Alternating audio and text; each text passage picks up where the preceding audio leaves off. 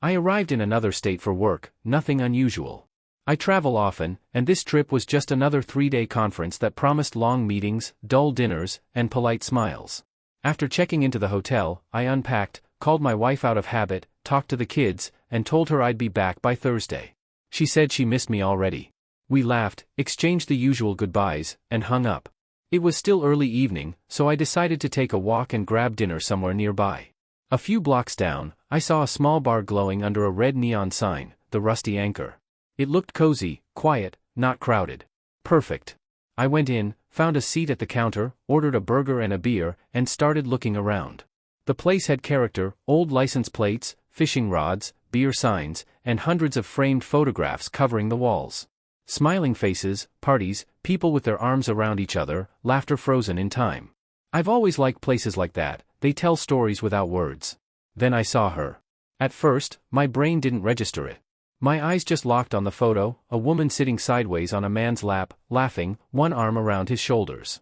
She was wearing a short skirt and a bra top, almost naked. The man's face was slightly turned, but hers was clear. It was my wife. I froze. For a moment, I honestly thought it was just someone who looked like her. I leaned closer. My heart started pounding in my chest. The same smile. The same tiny scar above her lip. Even the same necklace, a small silver pendant I'd bought her in college. The date printed at the bottom of the photo said, June 11th. I felt a chill run down my spine. June 11th. That was 1 week before our wedding. I didn't move for several seconds. My food arrived, but I couldn't eat. The bartender looked at me and asked if everything was okay. I nodded, forcing a smile, my mind spinning. Who took that picture? Why was it here, in a random bar hundreds of miles from home? And why had she never told me she'd even been to this place? I walked up to the wall, pretending to be curious like any other customer. The frame had a label underneath, Karaoke Night, Summer Bash 2014. My wife's name is Megan. And that was the year we got married. I asked the bartender, trying to sound casual, "Hey, where'd you get all these photos?" "They're great." He smiled. "Oh, those? Locals bring them in, some are from events we used to host years ago. The owner puts them up every summer. You from around here?" "No," I said, my throat dry. "Just visiting." I didn't sleep that night. I kept replaying the image in my head. The way she laughed in that picture, carefree, wild, like someone I didn't know. The guy's hand was on her thigh. Her ring finger was bare. The next morning, I went back before work. The bar was closed, but I could see through the glass, the photo was still there. I took a picture of it with my phone. At the conference, I could barely focus. I kept thinking about how she'd told me she'd spent that summer helping her cousin with wedding prep. That she'd been in her hometown, 2 states away. But this bar, the Rusty Anchor, was nowhere near there. When I got back to my room, I zoomed in on the photo again. Behind the couple, I could see a neon sign reflected in a mirror, Henderson's Marina. I Googled it. It was just 15 minutes from where her college ex-boyfriend used to live. That's when everything started to make sense. The timing. The missing weekends before our wedding. The story she told me about visiting her aunt. I didn't know what hurt more, the image itself, or realizing that I'd been building my marriage on a lie I didn't even know existed. That night, I didn't call her. For the first time in 10 years, I ignored her evening text. I needed to think. And I needed answers. When the conference ended, I told my manager I was staying an extra day to unwind. But I had no intention of relaxing. I drove to the marina I'd seen in the picture, hoping to find someone, anyone, who might recognize her. The bartender from the night before was there, cleaning tables outside. He smiled when he saw me again. "Back already?" "Yeah," I said, forcing a laugh. Couldn't stop thinking about that photo wall. "I swear I recognize someone in one of those pictures." He chuckled. "Happens a lot. That one with the blonde girl on the guy's lap? People always talk about that one." My heart skipped. "Really? You know them?" He thought for a second. "Nah, man, that was years ago. Big party night. She used to come here with her boyfriend, I think his name was Ryan or Riley, something like that. They were wild." He grinned. "Legendary, actually." I thanked him, left a tip, and walked back to my car. My hands were shaking. I hadn't heard that name in years, Ryan Cooper. Her ex. The one she swore she'd cut off before we even started dating seriously. And now I was standing in the same town where she'd spent a quiet summer with family. The same town where she'd been sitting half-naked on another man's lap, a week before our wedding. That was the moment I decided to dig deeper. If that picture existed, there were probably more. And if she'd lied about that, What else had she been hiding all these years? I drove aimlessly that afternoon, the photograph burning in my mind like a wound that wouldn't close. Every road sign, every unfamiliar face seemed like part of a world I didn't belong to anymore. I was supposed to be heading home tomorrow, to the woman in that picture. But how do you look someone in the eye after seeing them like that? After realizing that the person who's been sleeping next to you for a decade had secrets buried in a bar hundreds of miles away? When I finally pulled over at a gas station, I did something I'd never done before. I lied to my wife. I told her the conference had been extended, that I'd be back Sunday instead of Thursday. She didn't question it. She just said, "Okay, honey. Love you." I didn't say it back. That night, I returned to the Rusty Anchor. I bought another beer and waited until the bartender was free. I told him I was trying to find the photographer who took the karaoke night pictures. He said the owner, old Gus, kept everything, hard drives, printed albums, even flyers. He offered to ask him for me. Gus showed up around 8. He was in his 60s, gray beard, plaid shirt. I introduced myself, told him I was doing a local history project and wanted to learn more about those photos. He laughed, said he didn't mind showing me a few. He led me into a back office filled with dusty boxes and old photo albums. "You'd be surprised how many folks from out of town recognize faces here," he said. "Guess people do wild things when they think no one's watching." He started flipping through an album labeled 2014 Summer Bash. I recognized the same night immediately: bright lights, a packed bar, people with microphones and beers. Then I saw her again. My wife. Megan. There were 4 photos total. One of her singing on stage, one of her with a group of people, one dancing with that man, and the one I'd already seen on the wall. In the dancing photo, her body language said everything. Her arms around his neck, his hands on her hips. The kind of closeness that only exists between lovers. I asked Gus if he knew the man's name. He squinted at the photo. "That fella? Oh yeah, that's Ryan something. He used to come here all the time with that girl, Megan, I think. They were a hot mess. Always breaking up, making up, getting drunk, singing duets." My chest tightened. "Do you know what happened to them?" He shrugged. "Last I heard, she left him. He was real torn up about it. Funny thing, though, he came by about a week after this party, said she'd ghosted him. Said she was getting married. Poor bastard looked like hell. I could barely breathe. That was the same week she'd walked down the aisle to marry me. I thanked Gus, bought him a drink, and left. I sat in my car in the parking lot for nearly an hour, staring at the steering wheel. My hands felt numb. It wasn't the betrayal itself that broke me. It was the timeline. The overlap. The realization that while I'd been planning a future, she'd been busy closing the last chapter of her past, with her ex's hands all over her. When I finally started the engine, I drove to the nearest motel instead of going back to the hotel. I couldn't stand to sleep under the same roof where I'd talked to her on the phone, pretending everything was fine. The next morning, I called in sick and spent the day tracing every clue I could find. I searched old social media pages, tagged photos, anything. Most of her college posts were gone, deleted years ago. But I found one. It was an old Facebook album titled "Last Summer Before the Real World." It had been hidden, but not deleted. I remembered her login because we'd shared a laptop once. My stomach turned as I scrolled. There she was, the same outfit, the same neon sign glowing behind her. She was tagged in several pictures. One of the tags was Ryan Cooper. I clicked his profile. It was still active. He'd moved, had a new job, even a family now. But his timeline went back far enough to show that same summer. The caption on one post read, "Last night with her. Didn't know it would really be the last." Posted June 13th. 2 days before our wedding. I don't remember closing the laptop. I just remember sitting in that motel room with the curtains drawn, the light fading, the air heavy with something I couldn't name, grief, anger, disbelief, all at once. For years, I'd thought our marriage had been built on honesty. We had kids, a home, routines, laughter. She'd never given me a reason to doubt her. Until that picture. And now I couldn't stop doubting everything. That night, I decided to test her. I called her and told her I might take the kids on a trip next month, maybe somewhere by the water. "There's a nice lake around Henderson's Marina," I said casually. "Ever been there?" There was a short silence on the other end. Just a second, maybe less, but I heard it. That tiny hesitation that only guilt can make. Then she said, lightly, "No, I don't think so." "Why?" I swallowed hard. "Just heard about it from a colleague." "Sounds nice," she said. "You should go." We talked a bit more, and then she said she loved me. This time, I said it back, but the words felt hollow. After we hung up, I stared at the ceiling for hours. I knew she was lying. Maybe she thought she'd buried that part of her life forever. Maybe she thought no one would ever find that bar, that photo, that man. But now that I couldn't unsee it. Still, a part of me needed to hear the truth from her. So when I finally drove home that weekend, I didn't tell her what I'd found. Not yet. I walked through the front door, hugged the kids, smiled like nothing had happened. She came out of the kitchen, kissed me, asked how the trip was. I looked at her, really looked, and for the first time, I saw someone I didn't know. She laughed, touched my face, and said, "You look tired."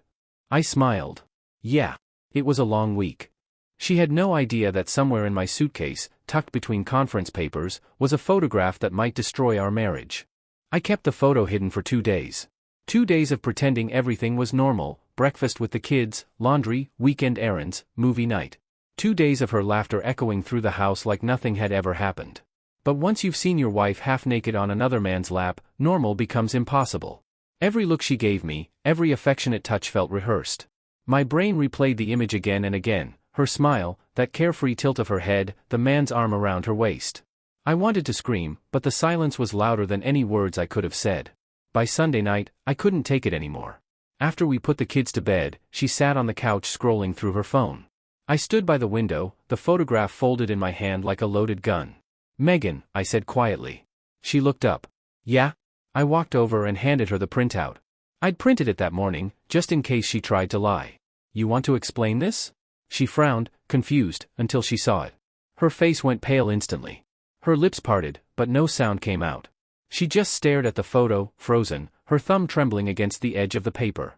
Where did you get this?" she finally whispered. "Does it matter?" I said. "You told me you spent that summer with your cousin. You told me you hadn't seen Ryan in years."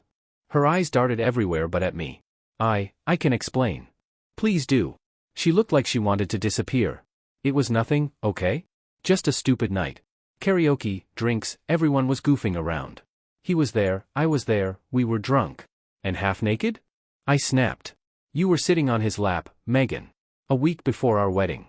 You want to tell me that was goofing around?" Tears filled her eyes. "It didn't mean anything. I swear. I didn't sleep with him." I laughed, but there was no humor in it, just disbelief. "You expect me to believe that? You disappear for a weekend, come back acting like nothing happened, and marry me 7 days later." She wiped her face. "I was scared, okay? We just fought. You were distant back then, remember? I didn't even know if you wanted to marry me anymore. Ryan called, said he wanted closure, and I don't know what I thought. It was a mistake." "A mistake?" I repeated, my voice shaking. "You call that a mistake, letting another man touch you days before we promised forever?" She sobbed. "I ended it. I told him I was getting married, and he lost it. He begged me to stay. I left that night. Please, it was over before I walked down that aisle." I stared at her, searching for some sign of truth in her eyes. I wanted to believe her, God, I did. But how do you believe someone who's already erased a piece of history? "Why didn't you tell me?" I asked finally. "If it was nothing, why hide it for 10 years? She shook her head. "Because I knew it would destroy you. And us. I thought if I buried it, it would stay buried." I felt something inside me break, not loudly, but like the slow crack of glass. "Well," I said quietly, "it didn't." She reached out for my hand, but I pulled away. "Megan, I looked that man in the eye," I said. "The bartender remembered you. The owner remembered you. You weren't just some random drunk girl at karaoke. You were his girlfriend." Her breath caught. "You went there?" "Yes," I said coldly. "I went there.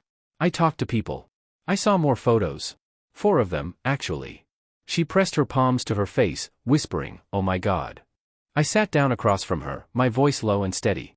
"You married me while he thought you'd just ghosted him. You didn't even have the decency to end it properly." She didn't argue. She just cried, quiet, guilty tears that filled the silence between us. After a long moment, she said, "I was young, stupid, scared. I loved you, but I panicked. Please don't let one night erase everything we've built." I looked at her, the mother of my children, the woman I'd trusted with every part of me, and all I could see was the girl in that photo. Laughing like she'd never known me. "I don't even know who you are anymore," I said. She stood and came closer. "You know me. You know the life we've built. Don't throw it away over something that happened before." "Before what?" I interrupted. "Before you said I do? Because that's exactly when it happened." Her tears turned desperate. "Please, I can't lose you. I can't lose our family." I didn't respond. I walked past her, down the hall, and closed the bedroom door behind me. That night, I slept on the couch. She came out once, stood in the doorway, but didn't say anything. I pretended to be asleep. In the darkness, I replayed her words. It didn't mean anything. Maybe that was true. Maybe it really was a stupid, drunken mistake. But to me, it meant everything. Because while she'd moved on and built a new life, I was the one now living with ghosts. By morning, we barely spoke. The kids came in laughing, climbing onto the couch, unaware of the storm hanging over us. She smiled through red eyes, acting like nothing was wrong. And maybe that's what scared me the most, how easily she could pretend. I spent the next few days in silence, going through the motions. I didn't know what to do. Divorce? Counseling? Or just leave it buried, like she had. Every option felt wrong. Every thought hurt. But one thing I knew for sure, I could never look at her the same way again. The woman I'd loved had died the moment I saw that photograph. What stood before me now was a stranger wearing her face. Days turned into weeks, and still, the photograph stayed in the top drawer of my nightstand. I didn't look at it anymore, but I couldn't bring myself to throw it away either. It was like a scar, healed on the surface, but always there if you pressed deep enough. Megan and I stopped talking about it.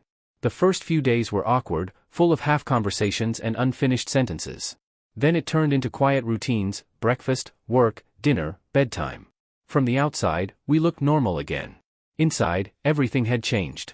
Trust doesn't break all at once. It unravels, thread by thread. Sometimes, I'd catch her looking at me across the table, like she was waiting for something, a word, a sign that I'd forgiven her. But I didn't have forgiveness in me yet. Maybe I never would. At night, when she turned away to sleep, I'd stare at the ceiling and wonder how many other moments she'd hidden. How many other mistakes had never surfaced because I hadn't stumbled into the right bar in the right state. I thought about confronting Ryan, about calling him, just to see what he'd say. But I knew it wouldn't change anything. I already had the truth. What I didn't have was peace. One Saturday, I took the kids to the park while she stayed home cleaning. Watching them play, laughing, running, calling me Dad, I realized something. No matter what she'd done, they were innocent. The family we'd built was real. The love between me and my kids wasn't tainted by her past. But the marriage? That was another story. When we got home, the house smelled like lemon cleaner. She was in the kitchen, folding laundry. She smiled weakly when she saw us. "You all have fun?" "Yeah," I said quietly. They did. That evening, after we put the kids to bed, I sat down with her at the kitchen table. No anger left this time, just exhaustion. "Megan," I said, "we can't keep living like this." She nodded, her eyes wet but calm. "I know. I don't want to destroy our family. But I also can't pretend I'm okay." She took a deep breath. "Then what do you want to do?" I thought about it for a long time before answering. "I don't know yet. I just know I can't forget. And you can't undo it. So maybe we start over. From zero." She looked confused. "Start over?" "Yeah. Not like before. Not as if nothing happened. But as two people who decide if they still want to build something from what's left." Tears rolled down her cheeks. "I'll do anything, James. Anything. I don't want promises," I said. "I just want honesty. No more secrets. No more stories that don't add up. If there's anything else I should know, tell me now." She shook her head. "There isn't. I swear." For the first time, I believed her, or maybe I just wanted to. We sat there in silence for a long time. Eventually, she reached for my hand. This time, I didn't pull away. Her fingers were cold. Mine were shaking. Sometimes healing isn't about forgetting. It's about choosing to stay even when every part of you wants to run. The next morning, I drove back to the Rusty Anchor. I don't know why, maybe I needed to close the loop. The bartender recognized me instantly. "Hey, you again," he said. "Find what you were looking for?" I smiled faintly. "Yeah," I said. "More than I wanted." He laughed softly, not understanding. I ordered a coffee instead of a beer this time. When I finished, I walked over to the photo wall. The same picture hung there, right where it had been. I stood there for a while, staring at it, at her younger self, the version of her that had once made a choice that would echo a decade later. Then I took a $20 bill from my wallet, handed it to the bartender, and said, "For the picture. I'd like to take it down." He looked at me for a second, then nodded. "Sure thing." He handed me the photo. I held it in my hands, the glossy paper that had started everything. It didn't make me angry anymore. Just tired. I walked out to the parking lot, tore the photo in half, and let the pieces fall into a trash bin. That was the moment I decided I wasn't going to let one night define the rest of my life. When I got home, she was in the garden with the kids. They were laughing, chasing bubbles in the sunlight. She looked up when she saw me, cautious but hopeful. I smiled, not out of forgiveness, but out of understanding. Because the truth is, we all have versions of ourselves we wish no one would ever find. Hers just happened to hang on a wall. I walked over, picked up my son, and said, "Come on, let's go inside." Megan met my eyes for a moment, and for the first time since that night, I didn't look away. Maybe love isn't about what survives the storms. Maybe it's about who's still standing afterward. And somehow, after everything, we both still were.